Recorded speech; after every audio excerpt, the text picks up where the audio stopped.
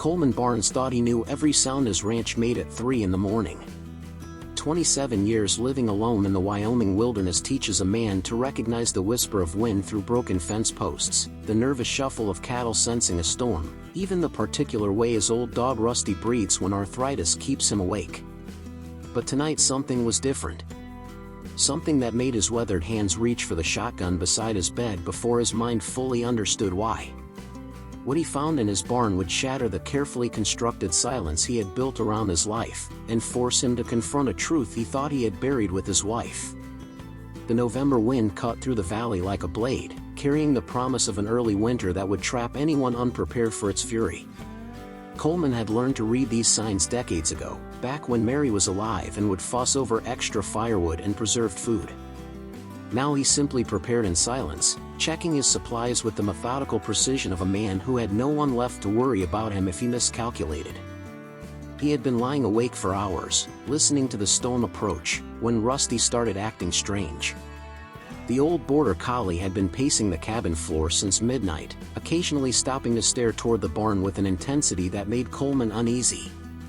At first he attributed it to the weather. Animals could sense atmospheric pressure changes long before humans noticed them. But when Rusty began a low, persistent whining that had nothing to do with his usual complaints about sore joints, Coleman knew something was genuinely wrong. The ranch stretched across 800 acres of rugged terrain that his grandfather had claimed in 1923. 3 generations of Barnes men had worked this land, raised families here, buried their dreams in the unforgiving soil when droughts came or cattle prices dropped. Coleman was the last. His marriage to Mary had never produced children, and after she died in the house fire 7 years ago, he had withdrawn from the world so completely that most folks in nearby Clearwater assumed he had died too. He pulled on his boots and jacket, the familiar ritual of checking the animals before a storm. The wind was stronger now, rattling the barn doors and sending tumbleweeds skittering across the yard like nervous ghosts. Rusty followed close behind, his behavior growing more agitated as they approached the barn. Coleman carried an old kerosene lantern, its yellow glow creating dancing shadows that made the familiar scene threatening. The barn door was slightly ajar, which was impossible. Coleman was obsessive about securing his property, a habit born from years of living alone in country where the nearest neighbor was 12 miles away. He approached cautiously, one hand on his revolver, the other holding the lantern high. Rusty had stopped whining and now stood perfectly still, every muscle in his aging body tense with anticipation.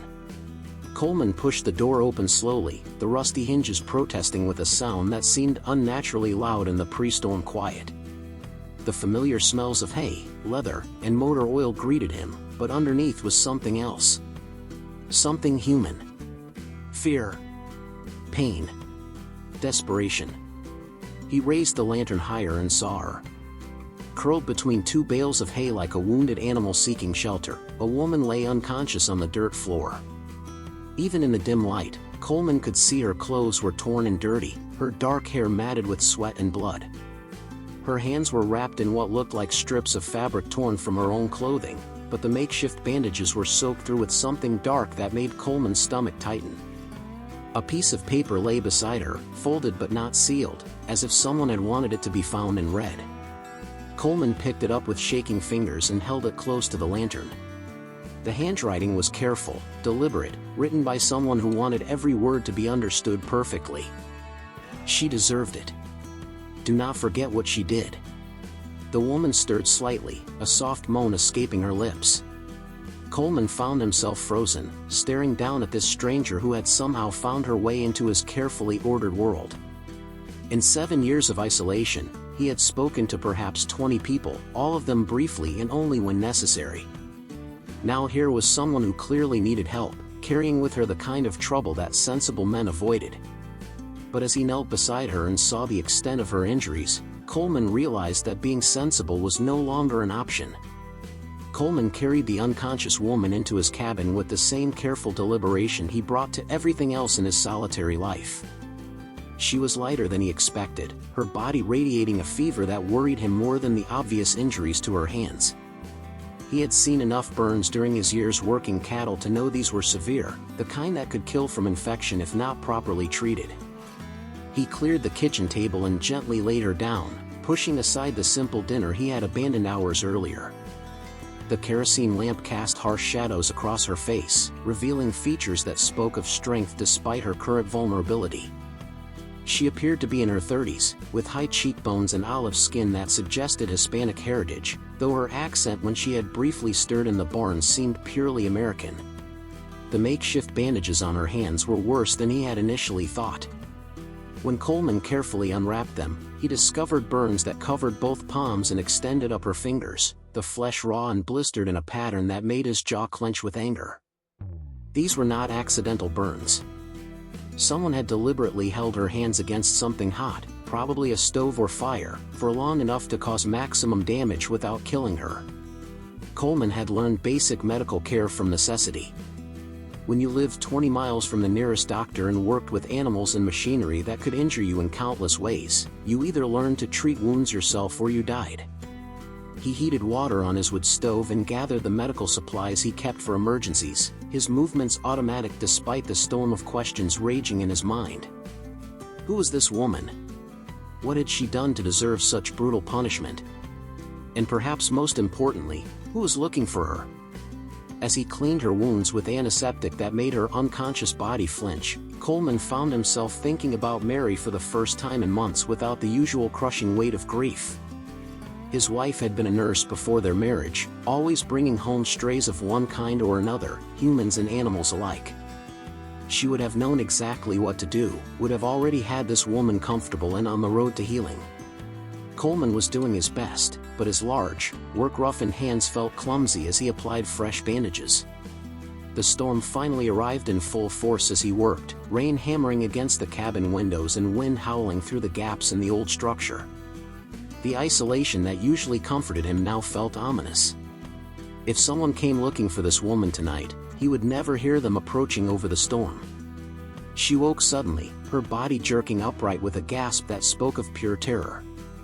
Her eyes, dark brown and wide with panic, darted around the unfamiliar room before settling on Coleman. For a moment they simply stared at each other, the wounded stranger and the lonely rancher, both trying to understand what this encounter would mean for their lives.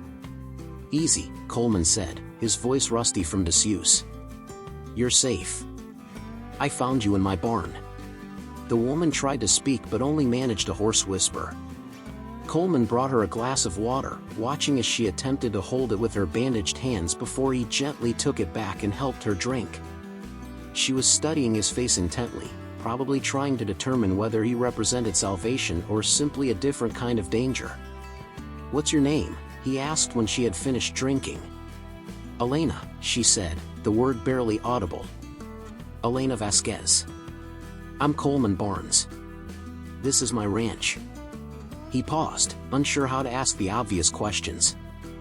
"Who did this to you?" Elena's eyes filled with tears, but her voice remained steady. "People who think they're protecting their community from the truth." "What truth?" She was quiet for so long that Coleman thought she might have lost consciousness again. When she finally spoke, her words carried the weight of someone who had been holding on to a terrible secret for too long. 3 years ago, there was a fire at the Holy Light Children's Home in Clearwater. 7 children died. Everyone said it was an accident, faulty wiring in the kitchen. But I saw someone leaving the building that night, someone who had no business being there. Coleman felt his blood go cold. He knew about that fire. The whole county had mourned those children. "Who did you see?" "The person who's been running that place like his own private kingdom for 20 years. The person who decides which children get adopted and which ones disappear. The person who burned my hands because I finally found the courage to speak." Outside, lightning illuminated the cabin windows, followed immediately by thunder that seemed to shake the very foundations of Coleman's carefully controlled world. Coleman stared at Elena for a long moment, processing what she had just told him. The Holy Light Children's Home fire had been front-page news in the Clearwater Herald for weeks. He remembered the horrific details, the way the entire community had come together to mourn 7 innocent lives lost to what everyone believed was a tragic accident. Now this woman was telling him it had been murder. "You're talking about Brother Samuel," he said quietly. It wasn't a question. Samuel Morrison had run the children's home for 2 decades, a pillar of the community who preached at 3 different churches and had personally arranged adoptions for hundreds of children. The idea that such a man could be capable of murder seemed impossible, yet Coleman found himself believing Elena's words. "You know him," Elena said, struggling to sit up straighter on the kitchen table. "Everyone knows Samuel Morrison. He buried my wife." Coleman's voice was flat, emotionless, but Elena caught the pain underneath. "What exactly did you see that night?" Elena closed her eyes, as if the memory was too terrible to face while looking at another person. "I worked the night shift at the home, helping with the older children who had trouble sleeping. Around 2 in the morning, I heard a car outside. That was unusual because we never had visitors that late, and Brother Samuel lived on the property in the main house." She paused to take another sip of water, wincing as the movement jarred her injured hands. "I looked out the window and saw him carrying something from his car to the kitchen building. It looked like a gas can. I thought maybe there was a problem with the generator, so I didn't think much of it. But then I smelled gasoline, way too strong for generator maintenance." Coleman felt a familiar knot forming in his stomach, the same sensation he had experienced the night he found his own house burning with Mary trapped inside. "What did you do?" "I went to investigate." The kitchen was in a separate building from the dormitories, connected by a covered walkway. "When I got there, I could smell gasoline everywhere, but Brother Samuel was gone. I thought about checking the generator room, but then I heard one of the children crying in the main dormitory. By the time I got back to calm her down, the kitchen was already on fire." "Why didn't you tell anyone what you saw?" Elena's laugh was bitter. "I tried. I told the fire chief, the sheriff, anyone who would listen. But who was going to believe a night shift worker against Brother Samuel? He had been caring for orphan children since before I was born. He was respected, beloved, untouchable." Coleman understood. Small communities protected their own, especially when the alternative was believing that one of their most trusted leaders was a monster. "So what changed? Why are they coming after you now?" "Because I kept digging. For 3 years, I've been quietly investigating, talking to former residents of the home, looking into the adoption records. What I found..." Elena shuddered. "Some of those children weren't really adopted. They were sold. Brother Samuel has been running a trafficking operation for years, using the home as a cover. Those 7 children who died, they were getting too old, asking too many questions about why they never got adopted like the younger ones." The storm outside seemed to intensify, as if nature itself was responding to the horror of Elena's words. Coleman moved to the window and peered through the rain-streaked glass. The darkness was complete, but something about the night felt different now, charged with danger. 2 weeks ago, I finally gathered enough evidence to take to the state authorities, Elena continued. But someone warned Brother Samuel. 3 men came to my apartment and dragged me to his office. He said I was going to learn what happened to people who spread lies about God's work. Coleman turned back to face her. "They held your hands against something hot. A wood stove." While Brother Samuel read scripture about the punishment of false witnesses. Elena's voice was steady, but tears streamed down her cheeks. "They kept me tied up for 2 days, deciding what to do with me. I only escaped because one of the men got careless and didn't tie the ropes tight enough. A sound outside made both of them freeze. It might have been a branch falling in the storm, or it might have been something else entirely." Coleman moved to the gun cabinet and retrieved his rifle, checking to make sure it was loaded. "How did you find my ranch?" he asked, keeping his voice low. "I didn't. I was just running. I've been walking for 3 days, hiding during the day, following back roads at night. When the storm hit, I saw your barn and just wanted somewhere dry to collapse." Another sound, definitely not natural. Coleman extinguished the kerosene lamp, plunging the cabin into darkness. "Elena," he whispered, "I think they found you." Coleman guided Elena toward the back bedroom, moving silently through his own home with the practiced stealth of a man who had spent decades hunting in these mountains. Through the rain-lashed windows, he could make out the faint glow of headlights approaching up the long gravel road that led to his ranch. 3 vehicles, maybe 4, moving slowly without their lights on full beam. They were trying to be subtle, but in country this remote, any visitors at 4 in the morning announced themselves as trouble. "There's a root cellar behind the house," Coleman whispered, handing Elena a flashlight and his spare jacket. "If shooting starts, you get there and you stay there until morning. Then you take my truck and drive straight to the state police in Cheyenne." Elena gripped his arm with her bandaged hand, ignoring the obvious pain. "I won't let you face them alone. This is my fight." "No," Coleman's voice was firm but not unkind. "This became my fight the moment I decided to help you. I've been hiding from the world for 7 years, and I'm tired of being afraid." The vehicles had stopped about 100 yards from the cabin, their engines idling. Coleman counted at least 6 men in the brief glimpses he caught through the storm. They were spreading out, surrounding the house with military precision that told him these weren't just angry townspeople. Brother Samuel had brought professionals. Coleman had fought in Vietnam before returning home to inherit the ranch. He understood tactics, patience, and the psychology of men who believed they were on a righteous mission. He also understood that sometimes the only way to win was to refuse to play by the other side's rules. Instead of waiting for them to come to him, Coleman slipped out the back door into the storm. The rain and wind provided perfect cover as he circled wide around his own property, using terrain he had known since childhood to approach the vehicles from behind. The men were focused on the cabin, confident that they had their quarry trapped. The first man never saw Coleman coming. A sharp blow to the base of the skull dropped him silently into the mud. Coleman took his radio and weapon, listening to the chatter as the other men reported their positions. Brother Samuel's voice was calm, almost gentle, as he directed his followers to surround every exit. "Remember, we need the woman alive," Samuel's voice crackled through the radio. "She has information that could destroy everything we've built for these children. We cannot allow lies to prevail over God's work." Coleman keyed the radio, his voice steady despite the rage building in his chest. "Samuel, this is Coleman Barnes. I know what you did to those children. I know what you've been doing for years." Silence on the radio, then Samuel's voice again, harder now. "Coleman, you don't understand the situation. That woman is mentally unstable, a liar who would destroy the lives of innocent families to cover her own sins. The only sin here is yours." Coleman was moving again, working his way toward the second man. "Elena told me everything. The trafficking, the murders, the cover-up. It ends tonight. Coleman, be reasonable. We've known each other for 20 years. I presided at Mary's funeral.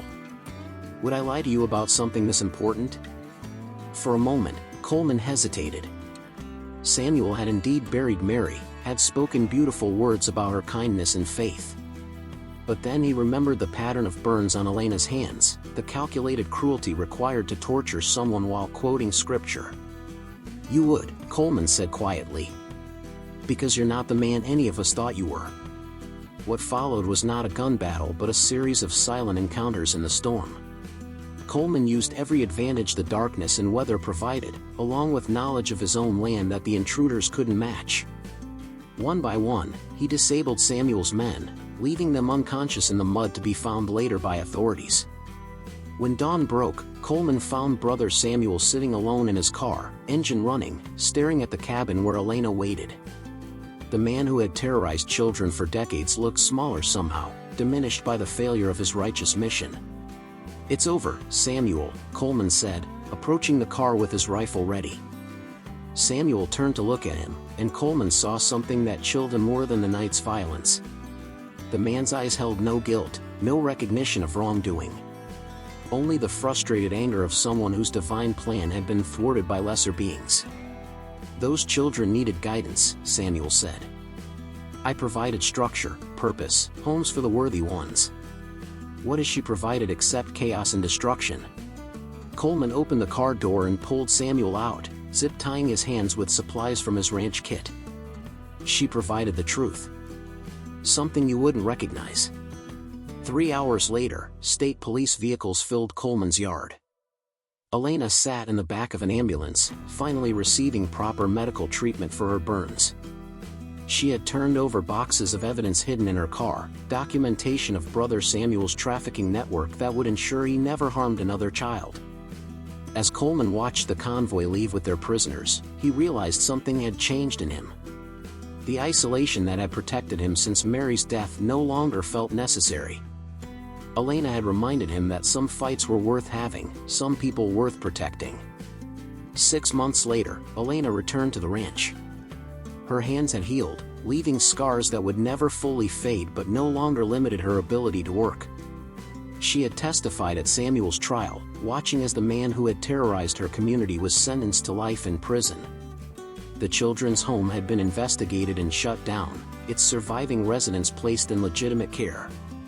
Coleman offered Elena a job helping him modernize the ranch operations, bringing it into the 21st century. She accepted, understanding that they were both healing from different wounds but walking the same path towards something better.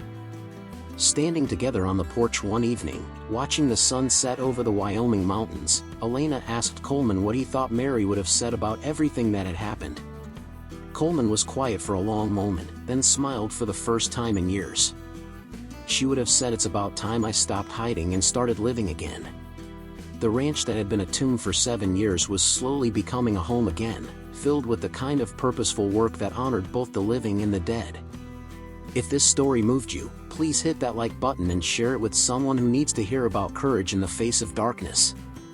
Stories like Elena and Coleman's remind us that ordinary people can choose to do extraordinary things when it matters most. What would you have done in Coleman's situation? Let me know in the comments below, and don't forget to subscribe for more stories that prove heroes walk among us every day.